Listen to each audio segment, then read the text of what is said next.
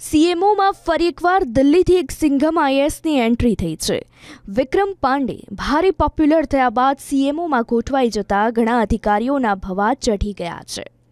સૌના મોઢે એક જ વાત છે કે દિલ્હીના નિવાસી કમિશનર બનીને પાંડેએ એવો તો કયો જાદુ કર્યો કે સીધું સીએમઓ ફળી ગયું. સરકાર અધિકારી કર્મચારીઓની બદલી એ વહીવટી પ્રક્રિયાનો ભાગ ગણાવે છે, પરંતુ સૌ સારી રીતે જાણે છે કે સીએમઓમાં સેક્રેટરી બનવા માટે અનેક આઈએએસ અધિકારીઓ પોતાનું લોબિંગ કરતા હોય છે. વિક્રાંત પાંડેને દિલ્હીથી ગુજરાતમાં સીએમઓમાં જવાબદારી સોંપાશે એવું ઘણા આઈએએસ અધિકારીઓએ સપને વિચાર્યું નહીં હોય. કારણ કે વિક્રાંત પાંડે અમદાવાદના કલેક્ટર હતા ત્યારે તેમની બદલી દિલ્હી કરવા પાછળના અનેક રાજકીય કારણો જવાબદાર હતા. વિક્રાંત પાંડેના વિરોધીઓએ અનેક વાતો પણ ફેલાવી હતી. હવે તેઓ સીધા જ મુખ્યમંત્રી કાર્યાલયમાં આવતા અધિકારીઓ અને રાજકીય નેતાઓ પણ માથું ખંજવાળી રહ્યા છે.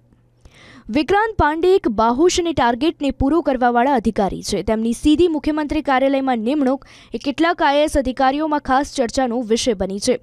આ ગુજરાતની બદલાતી રાજનીતિનો એક ભાગ હોવાની ચર્ચા રાજકીય નેતાઓ અને અધિકારીઓ કરી રહ્યા છે. સત્ય એ પણ છે કે વિક્રાંત પાંડેના ખરાબ સમયમાં જે અધિકારીઓએ મજા લીધી હતી તેઓ હવે ચૂપ થઈ ગયા છે અને અધિકારીની કાર્યપ્રણાલીના વખાણ કરતા પણ થઈ ગયા છે.